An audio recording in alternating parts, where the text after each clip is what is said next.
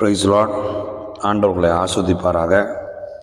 இந்த நாளிலும் கூட நம்ம திருமணத்தை குறித்து, குடும்பத்தை குறித்து, கணவன் மனைவி குறித்து நாம் தியானித்து கொண்டிருக்கிறோம். இந்த நாளிலும் கூட ஆணை குறித்து கடந்த சில நாட்களில் பார்த்தோம். ஒரு புருஷன் எப்படி இருக்க வேண்டும், ஒரு புருஷன் பொறுப்பில்லாதவனாக இருக்கக்கூடாது, ஒரு புருஷன் கிறிஸ்துவின் சாயலில் இருக்க வேண்டும் என்று நம்ம சில காரியங்களை பார்த்தோம். நாளில் நம்ம படிப்படியாக நம்ம இதை தியானிக்கலாம். ஏன்னா குடும்பத்தை குறித்து தான் நம்ம அதிகமாக பார்க்க வேண்டியது அவசியமாக இருக்குது. குடும்பத்தில் தான் நம்ம நிறைய வாழ்வியலில் நம்ம கடைபிடிக்க வேண்டிய காரியங்கள் இருக்குது. லைஃப் அப்ளிகேஷன் என்று சொல்வார்கள். அப்போது அந்த குடும்பத்தில் நம்ம சரி பண்ணிட்டோம்னா, ஒரு குடும்பம் சரியாயிடுச்சுன்னா ஒரு சபைக்கு ஒரு குடும்பம் சொத்தாக மாறிவிடும். அதனால தான் குடும்பத்தை குறித்து முதல்ல நம்ம பார்க்குறோம். இப்போது ஒரு பெண் என்று சொல்லும்போது பெண் படைக்கப்பட்ட படைப்பை குறித்து முதலாவது நம்ம தெரிந்து கொள்ளலாம். ஒரு மனைவியை குறித்து தெரிந்து கொள்ளலாம். 1 கொரிந்தியர் 11ஆம் அதிகாரத்தில் 7ஆம் வசனம் சொல்லுகிறது, புருஷனானவன் தேவனுடைய சாயலும் மகிமையாக இருக்கிறபடியால் தன் தலையை மூடிக்கொள்ள வேண்டுவதில்லை, ஸ்திரீயானவள் புருஷனுடைய மகிமையாய் இருக்கிறாள். அப்போது பாருங்கள், புருஷனானவன் தேவனுடைய சாயலும் தேவனுடைய மகிமையாக இருக்கிறான். ஸ்திரீயானவள் புருஷனுடைய மகிமையாக இருக்கிறான். நம்ம தெரிந்து கொள்ள வேண்டிய ஒரு காரியம் என்னன்னா, இயேசு கிறிஸ்து பிதாவின் மகிமையை வெளிப்படுத்துகிறவராக இருந்தார். He was representing Father and he was revealing Father's glory. என்னை கண்டவன் பிதாவை கண்டான் என்று சொல்லி சொன்னார். இப்போ அதே போல் புருஷன் தேவனுடைய சாயலும் தேவனுடைய மகிமையாக இருக்கிறான். அப்போது ஒவ்வொரு புருஷனுக்கும் கிறிஸ்து தலையாக இருக்கிறார், தேவனுடைய மகிமையாக இருக்கிறான் என்று வேதவசனம் சொல்லுவது. அதுபோல் ஸ்திரீயானவள் புருஷனுடைய மகிமையாக இருக்கிறாள். அல்லேலூயா. அப்போ பாருங்கள், ஆண்டவர் எப்படி ஒரு ஆர்டரில் ஆண்டவர் உண்டாக்கியிருக்கிறார் பாருங்கள். அடுத்த வசனம் சொல்லுது, புருஷன் ஸ்திரீயிலிருந்து தோன்றினவன் அல்ல, ஸ்திரீயே புருஷனிலிருந்து தோன்றினவள். அப்போது வேதவசனம் சொல்லுது, புருஷன் ஸ்திரீயிலிருந்து தோன்றினவன் அல்ல, ஸ்திரீயே புருஷனிலிருந்து தோன்றினவள். அப்போது ஸ்திரீ ஒரு புருஷனிலிருந்து தோன்றினாள். ஆதியாகமத்தின் 2ஆம் அதிகாரத்தில் ஆண்டவர் ஆதாமுக்கு அயர்ந்த நித்திரை வரப்பண்ணி, இந்த அயர்ந்த நித்திரை வரப்பண்ணுவதற்கு முன்பாக ஆண்டவர் ஒரு காரியத்தை சொல்கிறார், மனுஷன் தனிமையாக இருப்பது நல்லதல்ல என்று சொல்லி அவனுக்கு ஒரு ஏற்ற துணையை உண்டாக்குவேன்னு சொல்லி தான் அவனுக்கு அயர்ந்த நித்திரை வரப்பண்ணி அவனுக்கு அவனுடைய விலா எலும்புகளிலிருந்து ஒன்றை எடுத்து ஒரு ஸ்திரீயை ஆண்டவர் உண்டாக்கினார். அப்போது நல்லா கவனிங்க சகோதரிகள், யோசிக்க வேண்டிய ஒரு விஷயம் என்ன அப்படின்னா, நீங்கள் முதல்ல யோசிக்க வேண்டிய விஷயம், you are created for your husband. மனைவிகள், உங்கள் கணவருக்காக தான் நீங்கள் ஆண்டவர் உங்களை உண்டாக்கி இருக்கிறார் என்கிற காரியத்தை முதல்ல தெரிந்து கொள்ளணும். இன்னைக்கு சில குடும்பங்களில், இன்னைக்கு பல குடும்பங்களில் மனைவிக்கு தனியாக ஒரு பிளான் இருக்குது. மனைவி தனியாக ஒரு பிளான் போட்டு அவங்க தன்னிச்சையாக செயல்படுறாங்க. இது குறித்து விவரமாக பின்னாட்கள் பேசலாம். நான் இது ஒரு அறிமுகமாக இந்த நாட்களில் இதை பேச விரும்புகிறோம்.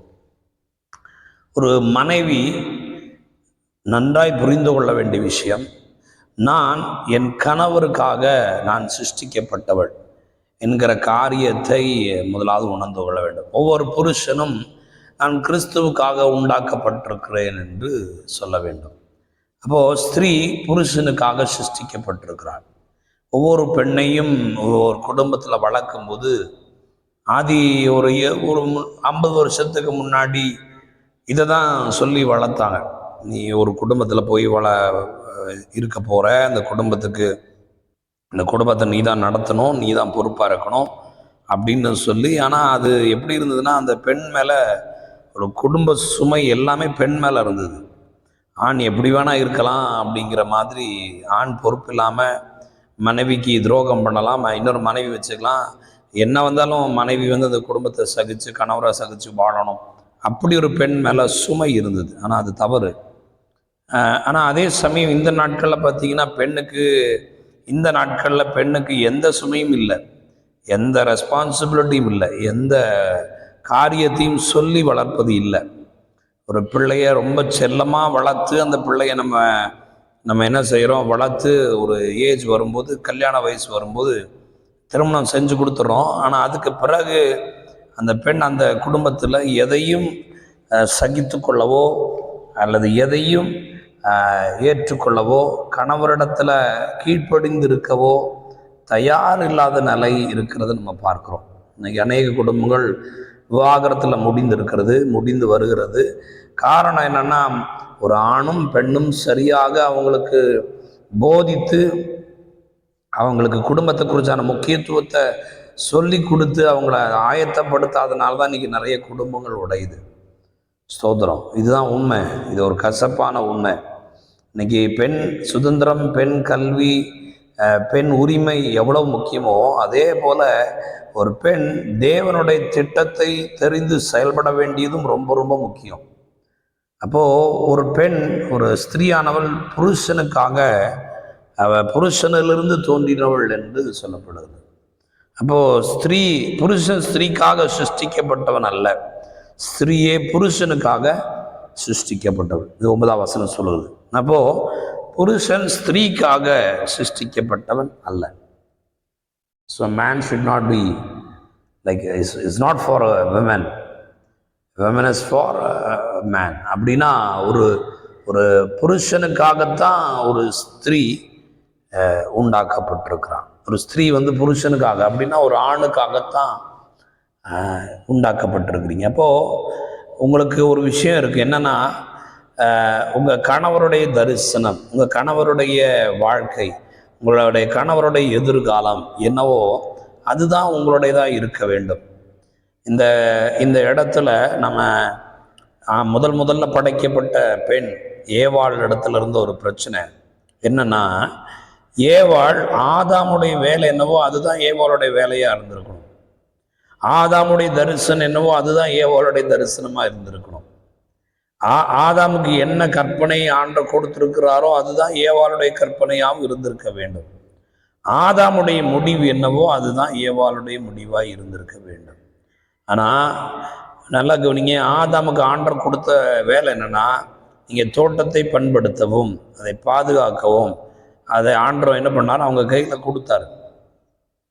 ஏதேன் தோட்டத்தை கையில் கொடுத்தார். ஆனால் அந்த ஏதேன் தோட்டத்தில் ஆண்டவர் எல்லா கனியும் புசிக்கலாம், ஆனால் நீங்கள் நன்மை தீமை அறியத்தக்க கனியை மாத்திரம் புசிக்கக்கூடாது அப்படின்னு சொன்னார். அப்போ அந்த ஏவாள் செய்த ஒரு விஷயம், தன்னிச்சையாக செயல்பட்டு அந்த இடத்துல சர்ப்பத்துக்கு இடம் கொடுத்தபடினால தான் அந்த இடத்துல அவங்க தேவ மகிமை இழந்தாங்க. எஸ், ஆதாம் செய்த தவறு, அவர் பொறுப்பில்லாதவர் என்பது உண்மைதான்.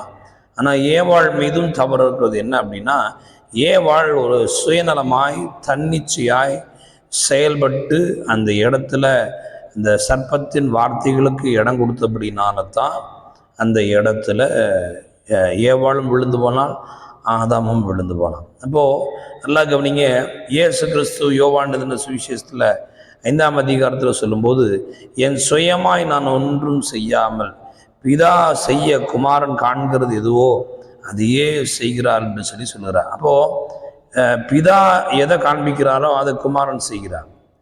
குமாரன் எதை காண்பிக்கிறாரோ அது ஒவ்வொரு புருஷனும் செய்யணும்.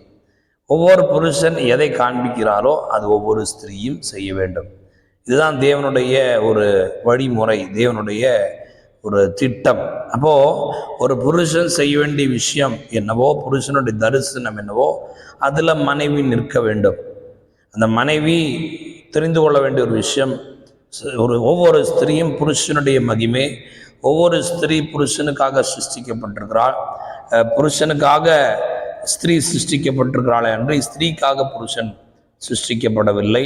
புருஷன் ஸ்திரீயிலிருந்து தோன்றினவன் அல்ல, ஸ்திரீயே புருஷனிலிருந்து தோன்றினவன். அப்போது நம்ம இன்னைக்கு தெரிந்து கொள்ள வேண்டிய காரியம், ஸ்திரீயானவள் புருஷனுடைய மகிமையாக இருக்கிறாள். அப்போது ஒவ்வொரு ஸ்திரியும் சொல்லிக்கொள்ள வேண்டிய விஷயம், நான் என் கணவருடைய மகிமையாய் இருக்கிறேன். அப்போது நான் என் கணவருக்காக சிருஷ்டிக்கப்பட்டவள் என்கிற ஒரு காரியத்தை புரிந்து கொள்ளணும்.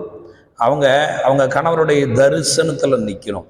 அவங்க கணவருடைய குடும்பத்தில் நிற்க வேண்டியது அவசியமாக இருக்கிறது. இந்த நாட்களில் ஏவாள் செய்தது போல தன்னிச்சையாக செயல்படுவதற்காக கர்த்தர் ஒரு பெண்ணை உண்டாக்கலை. ஒரு புருஷனுக்கு உதவியாக இருக்கும்படி தான் மனுஷன் தனிமையாக இருப்பது நல்லதில்ல என்று சொல்லி அவனை ஏற்ற துணையை உண்டாக்குவேன்னு சொல்லும்போது, இந்த ஆதியாகமத்தின் புஸ்தகத்தில் ஹெல்ப்பர் என்று சொல்லப்படுது, உதவியாளர். அப்போது ஒரு கணவனுக்கு உதவியாக இருக்கும்படி தான் ஒரு மனைவியை கர்த்தர் உண்டு பண்ணுகிறார். ஒரு மனைவி கணவனுக்கு உதவி செய்ய வேண்டும். கணவனுடைய தரிசனத்தில் கணவன் குடும்பத்தை கட்டுவதற்கு என்ன உதவி செய்யணுமோ அந்த உதவி செய்வதற்கு தான் தேவன் ஒரு பெண்ணை உண்டாக்கி இருக்கிறார். இந்த நாளில் தொடர்ந்து நம்ம பார்க்கலாம். கர்த்தர் உங்களை ஆசீர்வதிப்பாராக. God bless you.